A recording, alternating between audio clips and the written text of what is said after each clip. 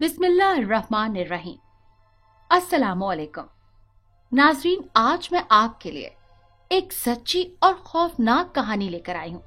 लेकिन इससे पहले कि मैं कहानी शुरू करूँ, जो लोग हमारे चैनल पर नए हैं उनसे गुजारिश है कि वो हमारे चैनल कहानी महल को सब्सक्राइब कर लें, ताकि आपको हमारी इस तरह की दिलचस्प कहानियां बर वक्त मिलती रहें। जंगल में उस कच्ची पक्की सी कुटिया के सामने बैठा दाढ़ी और सर के बाल बढ़ाए वो साधु इन्हेमाक से अपने ज्ञान ध्यान में लगा हुआ। तभी दौड़ने भागने की आवाजें आने लगी थी। वो कुछ देर तो नजरअंदाज करता रहा, फिर उसने आंखें खोल दी थी। वो अब चौकन्ने अंदाज से इधर उधर नजरें भी दौड़ा रहा था और कान पूरी तवज्जो से आवाजों पर भी लगाए हुए थे, जैसे मालूम कर रहा हो कि आवाज कहां से आ रही है। मुबादा उसने अपने सर को झटका और हाथ बुलंद किए और कुछ मुंह ही मुंह में पढ़ने लगा। कुछ देर बाद वहां कुछ भी नहीं था, बस खाक उड़ रही थी।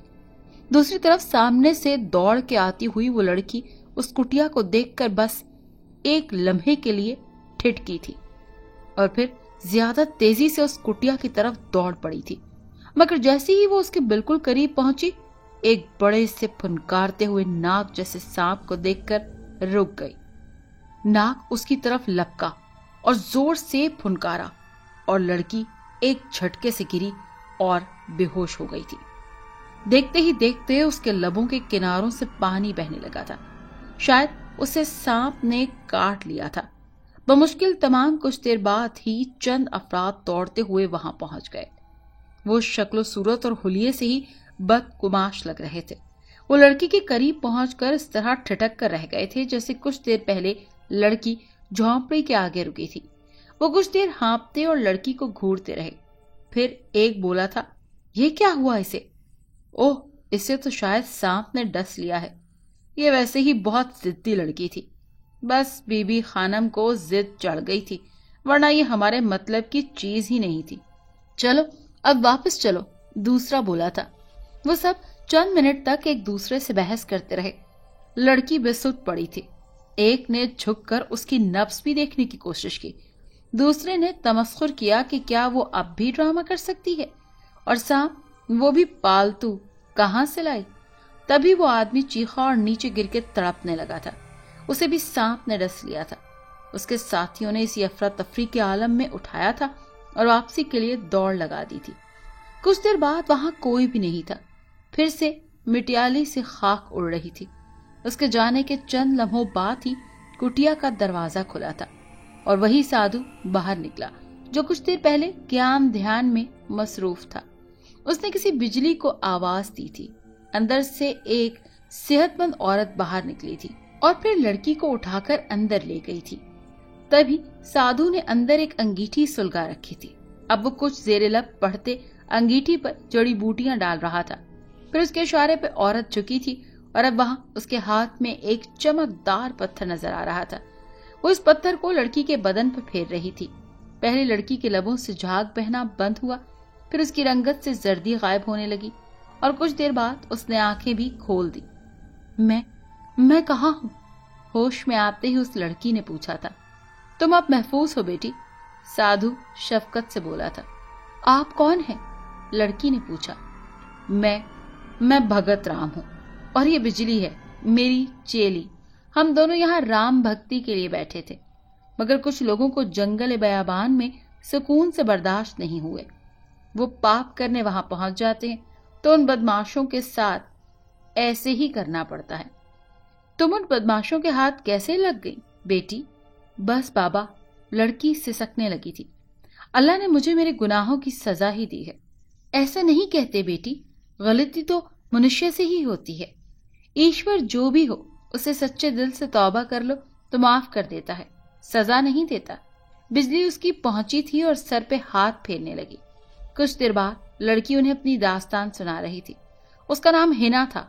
वो हसनपुर में शादी में आई थी। वो कोई अच्छा इलाका तो नहीं था, मगर उसके एक खालू और खाला यहीं रहते थे। उसके खालाजाद भाई की शादी थी।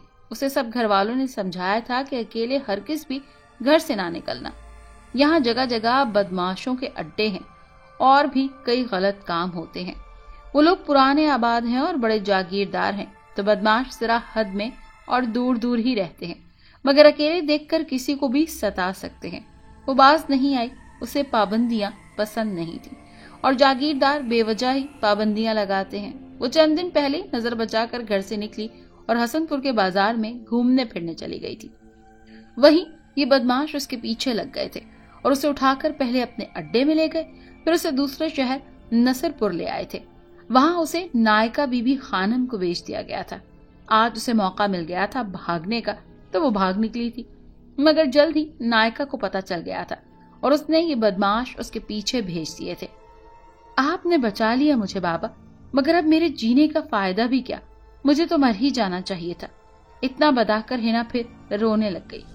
बेटा सब्र करो, जिंदगी जिसने दी है वही जानता है कि कब तक जीना चाहिए। बिजली और बाबा उसे समझाने लगे थे। हिना को वहां रहते कई दिन हो गए थे। बिजली करीबी शहर भी जाती थी और बाबा के कुछ और चेले भी आते जाते रहते थे। उन्होंने हिना के खानदान का अता पता किया था। वो उसे कबूल करने को तैयार थे, मगर हिना ने बाबा के पास से जाने को मना कर दिया था। उसके माँ पहले तो इसरार करती रहे, फिर बिजली को देखकर छोड़ गए थे। अब हिना यहाँ जंगल में रह रही थी। वो बाबा से जड़ी बूटियों का इल्म सीख रही थी, जिनसे बाबा ने उसका इलाज भी किया था। बिजली से वो योगा और लाठी से जंग करना भी सीख रही थी। एक रात उसे नींद नहीं आ रही थी, तभी उसने बाहर घूमने का सोचा। अब उसे जंगल में भी डर नहीं लगता था। वो बाहर घूम फिर रही थी। उसने स्याह सांप को घूमते देखा। वैसा ही सांप था जिसने उसे डसा था। उसने एक दरख्त की शाख तोड़ी और उसकी लाठी बनाकर सांप पे टूट पड़ी थी। सांप काफी देर तक उसका मुकाबला करता रहा, फिर एकदम उसकी लाठी से लिपट गया। देखते ही देखते सांप पूरी लाठी से लिपट गया। हिना को लाठी छोड़नी पड़ी। वो मुड़ी और कुटिया की तरफ दौड़ने लगी, मगर सांप उसके पीछे नहीं आया था। कुटिया के करीब पहुंचकर उसने मुड़ के देखा तो उसे अपने पीछे बाबा आते दिखाई दिए।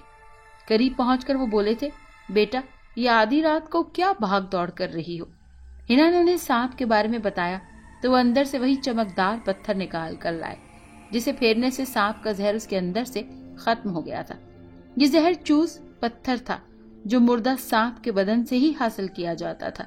बाबा ने वो हिना को दे दिया और फिर बोले, सांप डसने के अंदर 10 मिनट में इसे किसी के बदन पर फेर दो तो जहर कोई असर नहीं दिखा सकता, और खुद सांप को मारने चल दिए।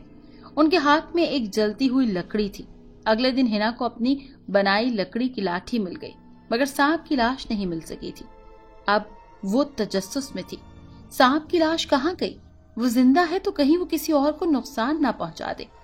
बाबा जब रातों को बाहर निकलते वो पीछे जाती, तभी एक दिन बाबा अचानक उसकी नजरों से गायब हो गए और धुआं सा छा गया। कुछ देर बाद धुआं तो गायब हो गया, मगर उससे वही काला सांप एक तरफ जाता दिखाई दिया। वो पीछे पीछे फिरती रही। सांप एक गांव तक गया। सांप एक घर में दाखिल हुआ तो उसने दरवाजा बजा दिया और उस घर के लोगों को बताया, मगर वहां से सांप नहीं मिला और वो थक कर लौट आई। अगले दिन वो देर से उठी थी। बिजली ने बताया कि साथ वाले गांव में एक जालिम जिम्मेदार को सांप ने डस लिया था। कुछ लोग बाबा को बुलाकर ले गए थे। बाबा वापस आए तो उनके पास बहुत से पैसे और सोना था। ये जिम्मेदार की जान बचाने के एवज मिला था। हिना उसके बाद भी बाबा के पीछे गई। शुरू में धुआं देखकर वो डर जाती थी, मगर फिर उसे यकीन हो गया कि धुआं फैलाकर बाबा ही सांप के रूप में आते थे। हिना ने कई जगह बाबा को रूप बदलते देखा, फिर बेगुनाह लोगों को डसते और फिर इलाज भी करते हुए देखा। लोग भले चंगे होकर बाबा के कदमों में गिर जाते और जो कहो मानते भी थे, मगर हिना उनसे नफरत कर रही थी। अब हिना सब कुछ समझ चुकी थी। उसका रवैया बाबा और बिजली से अच्छा नहीं रहा था। वो वापस जाने का सोच रही थी। तभी उसे गांव से एक बूढ़े मियाँ बीवी आए। जहाँ एक जिम्मेदार को बाबा ने डसा था, वहाँ बाबा से बेजार थे, मगर उन मियाँ बीवी को समझाने के लिए मिलने आए ताकि वो बाबा को पैसे ना दें। तो वो बाबा से कह रहे थे, बाबा अब तो आप कुछ भी ना दो तो कोई मसला नहीं। आपकी दुआ और भगवान की कृपा से जिम्मेदार जो अच्छा हुआ था, उसने मेरी बेटी की शादी के लिए बहुत सारा पैसा दिया है और कहा है जितना चाहिए ले लो। आप जैसे नेक लोग ना होते तो ये अमीर कब किसी को कुछ देते। हिना हैरान परेशान थी कि बाबा ने फिर उस जिम्मेदार को सांप के रूप में क्यों डसा था। क्या वो इस इलाके में अपने धर्म का नाम चाहते थे या उन्हें सिर्फ अपनी इज्जत करवाने का शौक था? उसने ऐसा फिर कई दफा देखा। बाबा गरीब लोगों को बहुत पैसा देते थे, मगर वो और बिजली झोंपड़ी में ही रहते थे। वो तजस्सुस में रुक गई थी, और जब बाबा ने उसे जहर उतारना मुकम्मल सिखा दिया तो एक दिन उससे पूछ भी लिया कि उसने बाबा और बिजली को कई दफा ऐसा करते देखा। क्या ये गुनाह नहीं? किसी को दुख देकर फिर माल कमाना, और उन्हें माल चाहिए तो वो उस कुटिया में क्यों रहते हैं? बाबा मुस्कुराते रहे और फिर बोले कि जब नाग के रूप में उन्होंने एक जालिम आदमी को बीवी पर जुल्म करते देखा तो पहली दफा उसे गुस्से में डस लिया था, मगर उसकी वही बीवी जो मार खा रही थी उस पर गिर के रोने लगी कि ये मर गया तो अब इसे खिलाएगा कौन, उसके बच्चों का ख्याल कौन रखेगा। मैंने कुछ सोचकर उस आदमी का जहर फिर चूस लिया, मगर बीमारी के बाद वो आदमी अच्छा हुआ तो बहुत नेक हो गया। उसने बीवी से बहुत माफी मांगी थी, जिसने बीमारी में उसकी बहुत खिदमत की थी। उसने फिर बहुत सदका खैरात भी किया। अब मैं हर रोज किसी न किसी बिगड़े हुए अमीर आदमी को हल्का सा डस आता हूँ। लोग मेरे पास इलाज के लिए आते हैं, उनसे भी लेता हूँ, वो मैं गरीबों को दे देता हूँ, और बहुत सारे लोग नेक भी बन जाते हैं। मैं किसी को कत्ल नहीं करता। हिना चुपचाप सर झुकाए बैठी थी। उसे पहली दफा समझ आया था कि कभी कभी आंखों का देखा भी झूठ हो सकता है। उसने बाद में बाबा और बिजली से माफी भी मांगी तो वो हंसने लगे और बोले कि तुम बस अपनी जरूरत से जायद किसी गरीब से कुछ मत लेना, और अमीरों से दौलत लेकर भी बांटना। वो इंसान ही क्या जो दुख दर्द में दूसरे के काम ना आए। हिना हैरान थी कि क्या वो भी सांप बन सकती है। तब बाबा ने कहा कि इंसान को अल्लाह ने सबसे ज्यादा अक्ल दी है। तुम ये दवाएं बनाओ और ये फन लोगों को सिखाओ। हिना ने जब सब कुछ सीख लिया तो एक दिन बाबा की जगह ले ली। अब इर्द गिर्द बाबा की तरह उसकी भी बहुत इज्जत थी। बाबा के दोस्त और कबीले वाले उसके आस पास रहते थे और उसके घर वाले हैरान होते थे वो सांपों से क्यों नहीं डरती।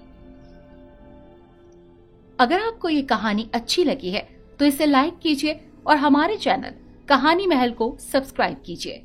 और हाँ, अगर आपके किसी दोस्त, रिश्तेदार या बहन के साथ खुदा न खास्ता इस तरह का कोई भी वाकया पेश आया है तो हमें कमेंट सेक्शन में उसके बारे में जरूर बताइए।